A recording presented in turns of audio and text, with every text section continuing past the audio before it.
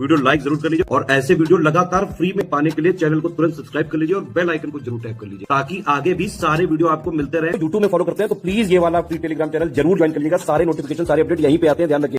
नमस्कार दोस्तों, आप सभी का स्वागत है YouTube channel R by study for civil services पे। मैं अलका पांडे।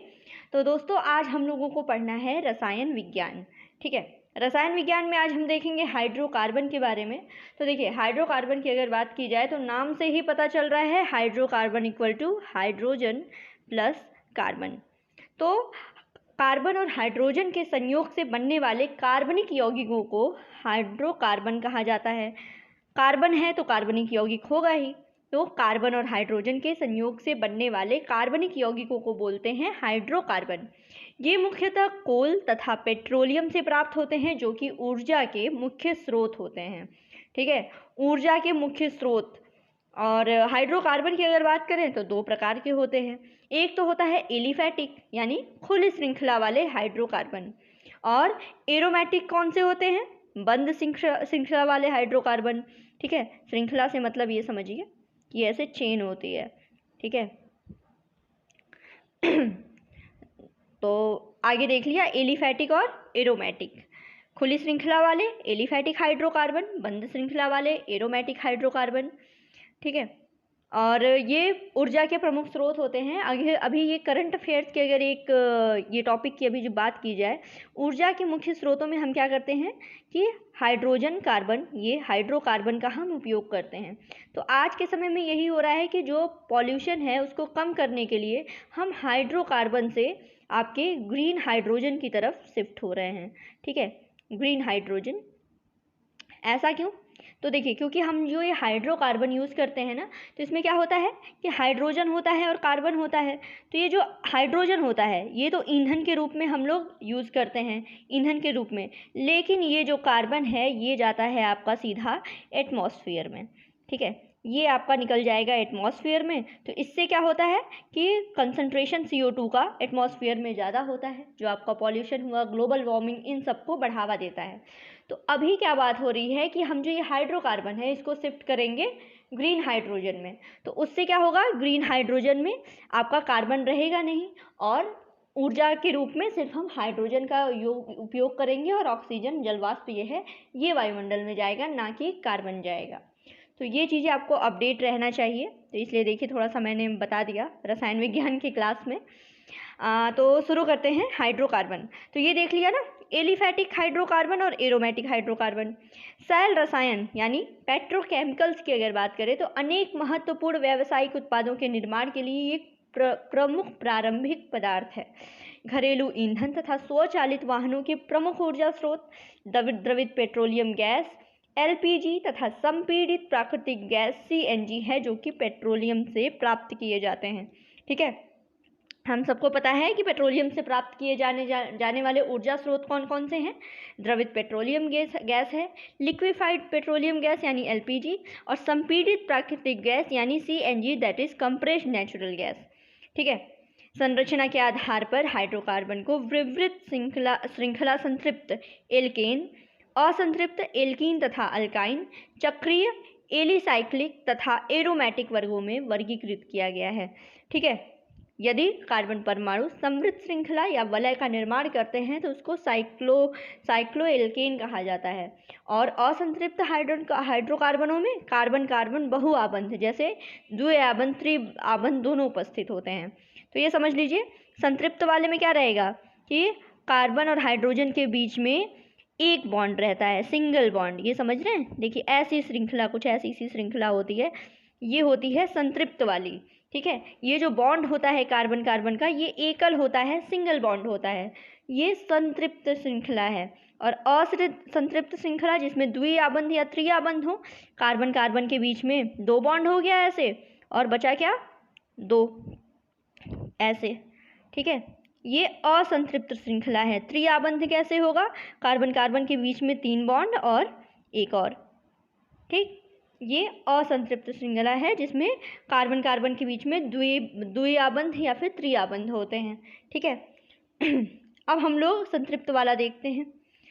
नहीं, अब हम लोग पढ़ेंगे एथिलीन के बारे में।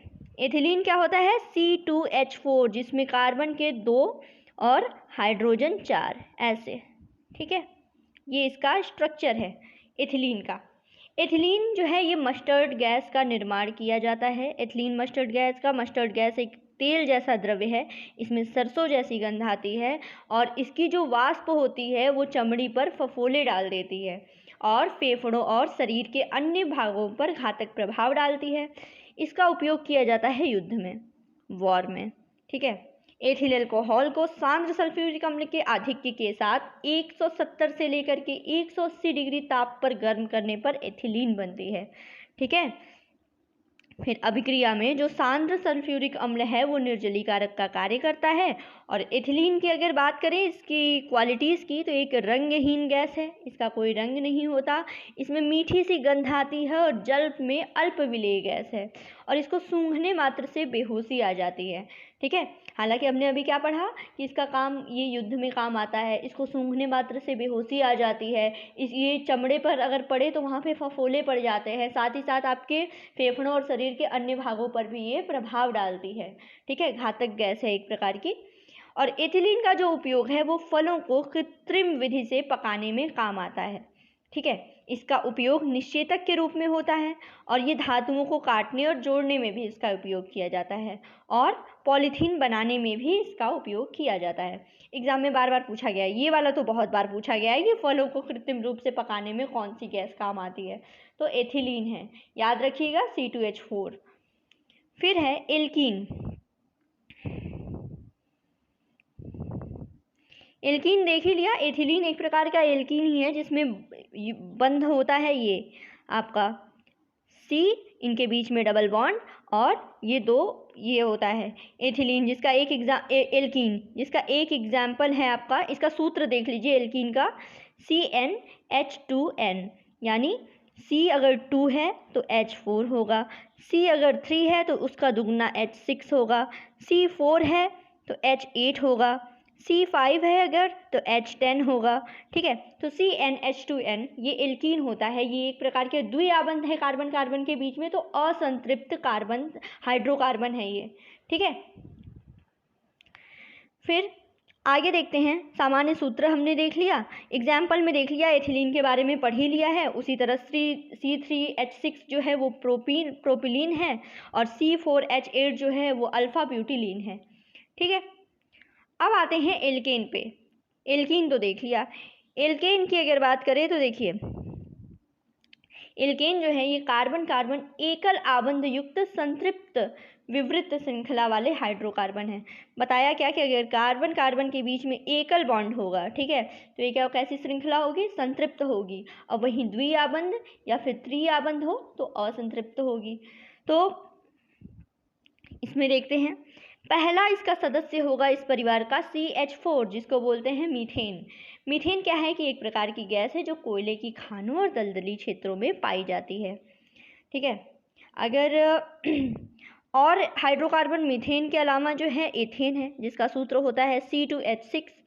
ठीक है, ये हाइड्रोकार्बन सामान्य अवस्थाओं में निष्क्रिय होते हैं क्योंकि ये अम्लों और अन्य अभिकर्मकों से क्रिया नहीं करते हैं, इसलिए इसको प्रारंभ में इसको पैराफिन कहते थे। पैराफिन मतलब पैरम मतलब होता है कम और एफिन मतलब होता है क्रियाशील, तो कम क्रियाशील होते हैं तो इसलिए इसको पैराफिन भी कहा जाता था। इसका नाम देख लीजिए, सबसे पहला सदस्य है मीथेन। मीथेन है CH4 है मीथेन, एथेन है C2H6, फिर आता है C3H8 प्रोपेन, C4H10 ब्यूटेन, फिर है आपका देखिए 2 methyl propane, pentane, 2 methyl butane और 2 dimethyl propane, hexane, heptane, octane, nonane, decane, eicosane, ये सारे जो हैं ये एल्केन के एग्जाम्पल हैं। ठीक है, तो ये देख लिया, एल्केन देख लिया, एल्कीन देख लिया। अब एल्काइन देखते हैं, एल्काइन क्या होता है। एलिफैटिक असंतृप्त हाइड्रोकार्बन जिसमें कार्बन कार्बन त्रिकबंध होता है। ठीक है, कार्बन कार्बन के बीच में त्रिकबंध होता है, इसको करेक्ट कर लीजिएगा, ट्रिपल बॉन्ड होता है, इसको एल्काइन या एसिटिलीन कहते हैं। एल्काइन इसका सामान्य सूत्र होता है CnH2n-2। ठीक है, और इसका प्रथम सदस्य है एसिलिटीन, एसिलिटीन यानी एथाइन, जिसका फॉर्मूला होता है C2H2। ठीक है, IUPAC नाम भी है। ये देखिए सबसे पहला सदस्य है आपका इसमें C2H2। ठीक है, संरचना इसकी H C के बीच में ट्रिपल बॉन्ड, फिर C और H। इसका साधारण नाम होता है एसिटिलीन और IUPAC नेम होता है एथाइन। फिर आता है दूसरा सदस्य C3H4। ठीक है, C3H4 क्या है? मिथाइल एसिटिलीन, जिसका IUPAC नेम है प्रोपीन। C4H6 एथिलसिटिलीन, जिसका IUPAC नेम है ब्यूट-1-आइन। और C4H6 डाई मिथाइल एसिटिलीन, तो इसका IUPAC नेम है ब्यूट-2-आइन। ठीक है, तो ये हो गया आपका एल्काइन। फॉर्मूला याद रखिएगा, एल्काइन का फॉर्मूला होता है CnH2n-2। फिर इसी में देखते हैं एसिटिलीन, बार बार एग्जाम में पूछा जाता है। सबसे पहले एसिटिलीन, तो कैल्शियम कार्बाइड की जल से क्रिया कराने पर एसिटिलीन बनती है। इसकी क्वालिटी की अगर बात करें तो एक रंगहीन, गंधहीन, जल में अल्प विलेय गैस है और अशुद्ध एसिटिलीन से लहसुन जैसी गंध आती है। ठीक है, लहसुन जैसी गंध याद रखिएगा, अशुद्ध एसिटिलीन। फिर ये वायु से कुछ हल्की है और संपीड़ित और द्रवित एसिटिलीन जो है वो भयंकर विस्फोटक है। ठीक है, एसिटिलीन और वायु या ऑक्सीजन के मिश्रण को प्रज्वलित करने पर अति प्रचंड विस्फोट होता है। ठीक है, ये भी याद रखिएगा। अब इसके उपयोग की बात करें, एग्जाम में बहुत बार पूछा गया है। ठीक है, बहुत बार एसिटिलीन का उपयोग। तो एसिटिलीन को शुद्ध ऑक्सीजन में जलाने पर अति उच्च ताप उत्पन्न होता है। ठीक है, और ऑक्सी एसिटिलीन ज्वाला का ताप लगभग 3000 डिग्री सेंटीग्रेड होता है। ठीक है, तो अभी क्या बताया था कि एसिटिलीन जो है, ये एसिटिलीन वायु और या ऑक्सीजन के मिश्रण को प्रज्वलित करने पर बहुत ही प्रचंड विस्फोट होता है। ठीक है, संपीड़ित और द्रवित एसिटिलीन जो है एक भयंकर विस्फोटक है। इसी गुण के कारण एसिटिलीन का उपयोग ऑक्सी एसिटिलीन ब्लो पाइप में धातुओं के वेल्डन और उनको काटने में किया जाता है। याद रखिएगा, वेल्डिंग के लिए किसका उपयोग होता है? एसिटिलीन का। फिर है, संसार के सभी जैव पदार्थ कार्बनिक यौगिकों के बने होते हैं। ठीक है, एसिटिलीन को वायु में जलाने पर चमकीला चौंधाने वाला प्रकाश उत्पन्न होता है। ठीक है, तो इसी कारण से एसिटिलीन का उपयोग कार्बाइड लैंपों में प्रदीपकों के गैसों के रूप में किया जाता है। प्रदीपकों के गैस के रूप में एसिटिलीन, ये भी मिल गया। एसिटिलीन के बारे में क्या क्या देखा है? एक तो धातुओं के वेल्डिंग और उनको काटने में, और दूसरा कार्बाइड लैंपों में प्रदीपक गैसों के रूप में एसिटिलीन का उपयोग होता है। ठीक है, ब्यूटेन की अगर बात करें तो इसका उपयोग होता है सिगरेट लाइटरों में, जिसका आणविक सूत्र होता है C4H10। ठीक है,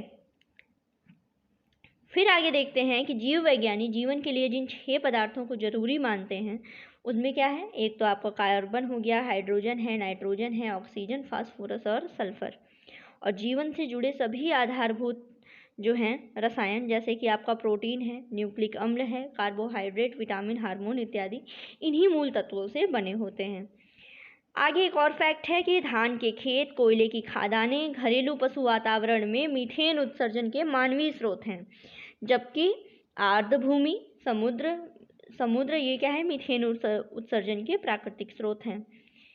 प्रथम विश्व युद्ध में मस्टर्ड गैस को रासायनिक आयुध के रूप में प्रयोग किया गया था, जिसका रासायनिक नाम होता है डाइक्लोरो डाई एथिल सल्फाइड, जो कि एक जहरीली गैस है। ठीक है, और कमरे के तापमान पे क्या है कि रंगहीन गाढ़ा चिपचिपा द्रव है। तो ये हो गए कुछ आपके फैक्ट्स। ठीक है, ये आपके हो गए फैक्ट्स।